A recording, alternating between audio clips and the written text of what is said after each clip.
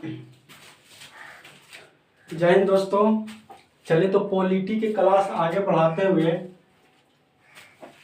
आज की क्लास में पढ़ेंगे राज्य के नीति निर्देशक तत्व।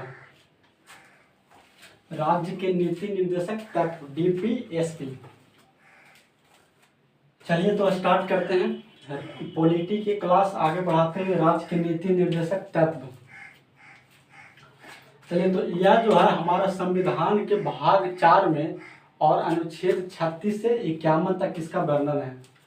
जैसे 22 भाग 395 अनुच्छेद 8 अनुसूची जो कि मूल संविधान में लागू था वो पढ़ रहे थे।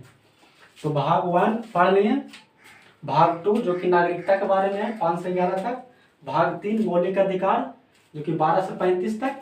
और भाग 4 राज्य के नीति निर्देशक तत्व अनुच्छेद 36 से 51 तक है। यह जो है ना वो आयरलैंड के संविधान से हमारे संविधान में एडॉप्ट किया गया, अपनाया गया है, लिया गया है। तो राज्य के नीति निर्देशक तत्व किस देश के संविधान से लिया गया? तो आयरलैंड के संविधान से। और आयरलैंड ने स्पेन के संविधान से लिया। और आयरलैंड ने कहाँ से लिया? तो स्पेन से लिया। हम सब राज्य के नीति निर्देशक तत्व कहाँ से लिए? तो आयरलैंड से। और आयरलैंड ने स्पेन के संविधान से लिया। ठीक है, इतना याद रखना है कि राज्य के नीति निर्देशक तत्व ये संविधान के भाग 4 में अनुच्छेद 36 से 51 तक है। यह जो है हमने आयरलैंड के संविधान से लिया गया और आयरलैंड ने इसे स्पेन के संविधान से लिया। ठीक है। और राज्य के नीति निर्देशक तत्व के बारे में केटी शाह जी ने बोले हैं कि यह जो है ना जिसका भुगतान है वो बैंक अपनी इच्छा अनुसार करता है। तो केटी शाह ने इसे एक वाक्य बोले हैं कि राज्य के नीति निर्देशक तत्व के बारे में केटी शाह ने उस चेक के समान कहा है जिसका भुगतान बैंक अपनी इच्छा अनुसार करता है। ये कथन बहुत बार पूछा गया। ठीक है, तो ये वाला याद रखना है ये कथन कि केटी शाह ने राज्य के नीति निर्देशक तत्व को चेक के समान कहा है। किसके समान? चेक के समान जिसका भुगतान बैंक अपनी इच्छा अनुसार करता है। ये कथन याद रखना है। ठीक है, अब आ जाइए। राज्य के नीति निर्देशक तत्व का जो मुख्य उद्देश्य है वो सामाजिक और आर्थिक लोकतंत्र की स्थापना करना है। ये याद रखना है, बहुत इंपॉर्टेंट है कि डीपीएसपी का जो मुख्य उद्देश्य है वो क्या है? तो सामाजिक तथा आर्थिक लोकतंत्र, सोशल तथा इकोनॉमिक्स डेमोक्रेसी की स्थापना करना है। इसका सामाजिक तथा आर्थिक लोकतंत्र की स्थापना करना है और इसे संविधान का आदर्श कहा जाता है। डीपीएसपी को संविधान का आदर्श कहा जाता है। पूछेगा पेपर में कि राज्य के नीति निर्देशक तत्व का मुख्य उद्देश्य क्या है? तो क्या है? सामाजिक तथा आर्थिक लोकतंत्र की स्थापना करना। और ये भी याद रखना कि लोक कल्याणकारी राज्य की स्थापना करना। तो इससे महत्व से ये ज्ञात होता है कि भारत का एक लोक कल्याणकारी राज्य है। यानी कि राज्य की नीति निर्देशक तत्व में ही इससे महत्व यह ज्ञात होता है कि भारत एक लोक कल्याणकारी राज्य है। तो राज्य के नीति निर्देशक तत्व का मुख्य उद्देश्य ये भी है कि लोक कल्याणकारी राज्य की भी स्थापना करना। सामाजिक तथा आर्थिक लोकतंत्र की स्थापना करना वो तो है ही, लेकिन कल्याणकारी राज्य की भी स्थापना करना राज्य के नीति निर्देशक तत्व का भी एक जिम्मेदारी है। नेक्स्ट आ जाइए। अब 36 से 51 तक है जो सब आर्टिकल देख लेते हैं। तो अनुच्छेद 36 इसमें नीति निर्देशक तत्व के संदर्भ में राज्यों के परिभाषा के बारे में दिया गया। याद करिए कि मूल अधिकार जो था 12 से 35 तक था, उसमें 12 में दिया गया था कि मौलिक अधिकार के संदर्भ में राज्यों के परिभाषा के बारे में, और 36 में दिया गया कि राज्य के नीति निर्देशक तत्व के संदर्भ में राज्यों के परिभाषा के बारे में दिया गया 36 में। अनुच्छेद आ जाइए 37। यह न्यायालय योग नहीं है। यह न्यायालय का योग नहीं है। यह न्यायालय बाद योग नहीं है। यानी कि राज्य के नीति निर्देशक तत्व में अगर कोई सरकार काम नहीं करती है तो इसके चलते आप न्यायालय नहीं जा सकते हैं। राज्य का मन होगा तो वो काम करेगा और नहीं तो नहीं करेगा। जैसे एक आएगा फंडामेंटल राइट, मौलिक कर्तव्य, मौलिक अधिकार। मौलिक अधिकार है जो कुछ अधिकार है जो आपको सरकार से लेना ही लेना, सरकार को देना ही देना पड़ेगा। लेकिन जो राज्य के नीति निषेध तत्व है वो स्टेट सरकार के अंदर है। इसमें सरकार को मन है तो करेगा, नहीं है तो नहीं करेगा। तो ये न्यायालय योग नहीं है, इसे न्यायालय आप नहीं कर सकते। अनुच्छेद 38 लोक कल्याणकारी राज्य की स्थापना करना। जैसे पढ़े थे कि डीपीएसपी का मुख्य उद्देश्य क्या है, तो सामाजिक तथा आर्थिक लोकतंत्र की स्थापना करना और यह भी स्थापना करना कि कल्याणकारी राज्य का भी स्थापना करना। तो भारत के एक लोक कल्याणकारी राज्य का भी स्थापना कर रहा है। अनुच्छेद 38 में दिया गया कि राज्य की नीति से तत्व का ये उद्देश्य है कि यह लोक कल्याणकारी राज्य का भी स्थापना करता है, अर्थात सरकार जनता के कल्याण करेगी। चलिए आइए अनुच्छेद 39। अनुच्छेद 39 में दिया गया समान कार्य के लिए समान वेतन, स्त्री और पुरुष को भी समान वेतन चाहिए। ठीक है, तो समान कार्य के लिए समान वेतन किस में दिया गया, तो अनुच्छेद 39 में। ये याद रखना है, ये आर्टिकल पेपर में बहुत बार पूछा। अनुच्छेद 39, हालांकि सब इम्पोर्टेंट ही आर्टिकल है। तो समान कार्य के लिए समान वेतन किस अनुच्छेद में, तो अनुच्छेद 39 में। अनुच्छेद 39 के क्या आ जाइए, इसमें जो है निःशुल्क विधि सहायता है। जैसे में कोई गरीब आदमी है, उस पर केस हो गया है, तो उसको उतना ही पैसा नहीं है कि वो वकील रख सके, तो उसके लिए सरकार जो है वो निःशुल्क विधि सहायता आपको देगी, सरकारी वकील देगी।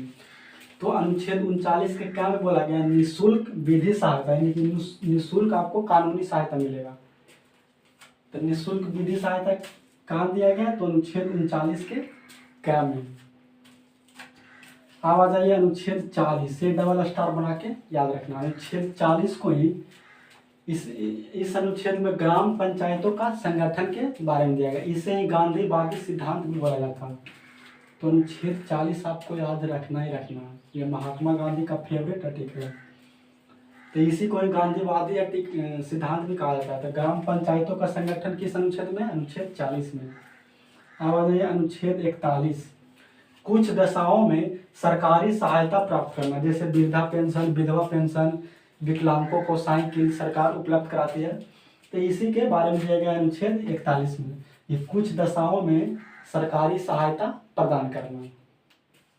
जैसे बूढ़ा हो जाता है तो वृद्धा पेंशन मिलता है, फिर विधवा पेंशन मिलता है, और विकलांगों का साइकिल, ये सब प्रोत्साहित किया जाता है। तो अनुच्छेद 41 के तहत।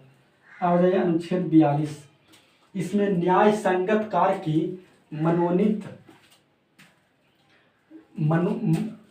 मनोहित दशा तथा प्रसूति सहायता प्राप्त करना। जैसे गर्भवती महिलाओं द्वारा कठोर शारीरिक श्रम नहीं करना, ये आपको आर्टिकल 42 में दिया गया कि न्याय संगत कार्य के मनोनीत द्वारा तथा प्रसूति सहायता करना। जैसे गर्भवती महिलाओं द्वारा कठोर शारीरिक श्रम नहीं करना, शारीरिक काम नहीं करना। ठीक है, अब आइए अनुच्छेद 43। अनुच्छेद 43 में है निर्वाह योग मजदूर करना, अर्थात इतना वेतन दिया जाए कि उससे पेट भर सके और परिवार को पालन पोषण कर सके। तो अनुच्छेद 43 में क्या, निर्वाह योग मजदूर, आपको मजदूरी भी उतना पैसा मिलना चाहिए ताकि वो घर परिवार चला सके। अनुच्छेद 43 में। अनुच्छेद 44 आ रही है। अनुच्छेद 44 में समान सिविल संहिता का मतलब हुआ ना कि हर धर्म या हर वर्ग के लोग के लिए शादी विवाह जितना भी हो गया ना, सबके लिए समान कानून होगा। जैसे मुस्लिम के लिए 3 तलाक, फला तलाक, सबके लिए कानून बराबर हो जाएगा। वो सबका अलग कानून है, 3 तलाक ये सब होता है। तो समान सिविल संहिता ये भारत के मात्र एक स्टेट गोवा में लागू था, लेकिन वर्तमान में उत्तराखंड में भी ये लागू है। तो ये आज़ादी के बाद उत्तराखंड पहला देश बना है जहाँ समान सिविल संहिता लागू है। ठीक है, तो आज़ादी के बाद ऐसा कानून बनाने वाले पहला राज्य उत्तराखंड बना है। अपराध के कानूनों को दंड संहिता कहते हैं। जब आप अपराध करते हो तो उस कानूनों को आपको दंड संहिता बोला जाता है। तथा चुनाव के कानून को आचार संहिता नहीं बोलते हैं। जब चुनाव वाले तो आचार संहिता 6 महीने पहले लागू हो जाता है, तो चुनाव के कानून को आचार संहिता कहते हैं। ठीक है, तो नेक्स्ट आ जाइए आर्टिकल 45।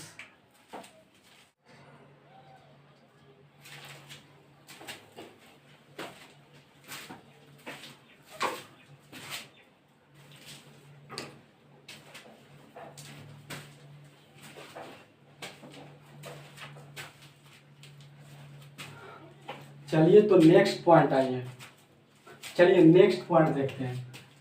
नेक्स्ट अनुच्छेद, अनुच्छेद 45, अनुच्छेद 45, अनुच्छेद 45 में दिया गया कि 6 वर्ष से कम अगर आयु है बच्चों का तो उसको स्वास्थ्य का जिम्मेदारी रखना ये सरकार का जिम्मेदारी है। तो उसको स्वास्थ्य का ध्यान रखना सरकार का जिम्मेदारी है। अगर बच्चे का आयु 6 वर्ष से कम है तो बच्चे का स्वास्थ्य का ध्यान रखना ये सरकार के जिम्मेदारी है, अनुच्छेद 45 में। और अनुच्छेद 45 में ही दिया गया कि 6 से 14 वर्ष के आयु के बच्चों वालों को निःशुल्क शिक्षा देना सरकार की भी जिम्मेदारी है। तो 6 से 14 वर्ष की आयु वाले बच्चों को निःशुल्क शिक्षा और 0 से 6 वर्ष से कम आयु वाले बच्चों को स्वास्थ्य का जिम्मेदारी है सरकार का कि अच्छा स्वास्थ्य मिलना चाहिए और अच्छी शिक्षा मिलनी चाहिए, सरकार का जिम्मेदारी है। तो हॉस्पिटल देश में बढ़िया होना चाहिए, राज्य में बढ़िया होना चाहिए और शिक्षा भी बढ़िया स्कूल भी होना चाहिए। तो अनुच्छेद 45 में कि 6 वर्ष से कम आयु वाले बच्चों के लिए निःशुल्क स्वास्थ्य की जिम्मेदारी सरकार को है और 6 से 14 वर्ष के आयु वाले बच्चों को निःशुल्क शिक्षा देना ये सरकार की जिम्मेदारी है। तो अनुच्छेद 45 में ये दिया गया है। अब आ जाइए अनुच्छेद 46, अनुच्छेद 46, इसमें दिया गया SC, ST और OBC के लिए विशेष आरक्षण के बारे में दिया गया। SC, ST, OBC के लिए कुछ विशेष आरक्षण के बारे में दिया गया 46 में। अब आ जाइए 47, यही 47 है जो हमारे बिहार में लागू है। यही आर्टिकल 47 का प्रयोग करके हमारे नीतीश कुमार ने 2016 में बिहार में दारू बंद किए। ठीक है, तो अनुच्छेद 47, सरकार जो है पोषण युक्त आहार उपलब्ध कराए, यानी कि बढ़िया खाना व्यवस्था मिले, भोजन में ऑर्गेनिक रहे, ज़्यादा मिलावट नहीं रहे, तो सरकार पोषण युक्त आहार उपलब्ध कराए तथा नशीली दवाई तथा शराब का प्रतिबंध सरकार लगा सकता है अगर ऐसा कुछ हो रहा है हमारे स्टेट में। तो नशीली दवाई पर भी सरकार रोक लगा सकता है और शराब पर तो प्रतिबंध बिहार में लागू नहीं है। तो आर्टिकल 47 के प्रयोग करके आप कोई भी स्टेट में शराब बंदी कर सकते हो या नशीली दवाई है उस पर सरकार रोक लगा सकता है। तो आर्टिकल 47 याद रखना इंपॉर्टेंट आर्टिकल है। ठीक है, तो अनुच्छेद 47 है, इससे क्या क्या है, तो सरकार पोषण युक्त आहार उपलब्ध कराए और नशीली दवाई एवं शराब पर प्रतिबंध। तो हमारे बिहार में ये तो लागू है, शराब पर प्रतिबंध, दारू बंद है, जो कि शायद 2016 में दारू बंद हुआ है बिहार में। कमेंट बॉक्स में बताइए तो बिहार में दारू बंद कब हुआ था। ठीक है, ये आपको बताना है। चलिए नेक्स्ट आ जाइए अनुच्छेद 48, बहुत स्टार बना के याद रखना है। तो इसमें कृषि एवं पशुपालन की वृद्धि तथा दुधारू पशुओं का हत्या पर रोक लगाया गया। अनुच्छेद 48 में है कि कृषि को विकास हो, पशुपालन का विकास हो तथा दुधारू पशुओं का जो हत्या है उस पर रोक लगाया जा सके। तो अनुच्छेद 48। नेक्स्ट आ जाइए अनुच्छेद 48 के क्या, ये भी सबसे इम्पोर्टेंट है, याद रखना 48 के क्या। इसमें पर्यावरण, वन तथा वन जीवों की रक्षा करना सरकार का कर्तव्य है। तो पर्यावरण पर ध्यान देना, पेड़ पौधे लगाना और वन जीव का रक्षा करना, वन में बाघ की कमी न हो जाए ये सब। तो पर्यावरण तथा वन जीव की रक्षा करना ये सरकार की जिम्मेदारी है। ये 42वां संविधान संशोधन 1976 के तहत इसे जोड़ा गया 48 के क्या। तो 48 को क्या को कब जोड़ा गया, तो 42वां संविधान संशोधन 1976 में इसे जोड़ा गया। ठीक है, नेक्स्ट आ जाए महत्वपूर्ण कुछ अधिनियम देख लेते हैं। तो भारतीय वन जीव संरक्षण अधिनियम कब पारित हुआ था, तो 1972 में। ये याद रखना है, भारतीय वन जीव संरक्षण अधिनियम कब पारित हुआ, तो 1972 में। 1972 में पेपर में ये 2-4 वो अधिनियम जो लिख दिए हैं एक्स्ट्रा, वो बहुत बार पूछा गया है, याद रखना है आपको।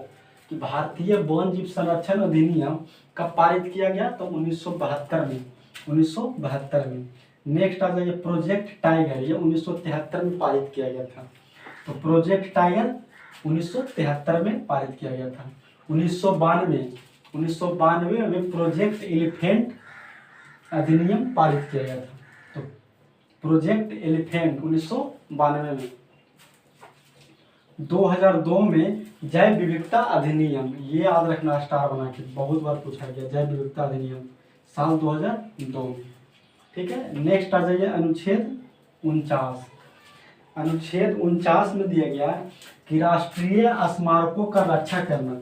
इसका मतलब हुआ ना कि देश में जो जितना भी राष्ट्रीय स्मारक है उसका सरकार का रक्षा करना। जैसे ताजमहल हो गया, ये सब हो गया, उसको क्या करना, रक्षा करना।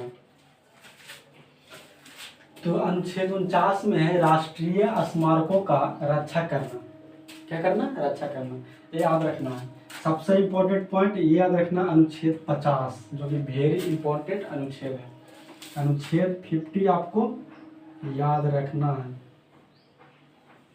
बहुत इंपॉर्टेंट आर्टिकल है अनुच्छेद 50। तो अनुच्छेद 50 में बोला गया कि कार्यपालिका यानी कि प्रधानमंत्री और उसके संघ मंत्रियों, कार्यपालिका और न्यायपालिका यानी कि सुप्रीम कोर्ट के मुख्य न्यायाधीश और अन्य जज, यानी कि न्यायपालिका जो हाई कोर्ट हो या जिला न्यायालय हो, तो कार्यपालिका और न्यायपालिका का पृथककरण, पृथककरण मतलब अलग करना,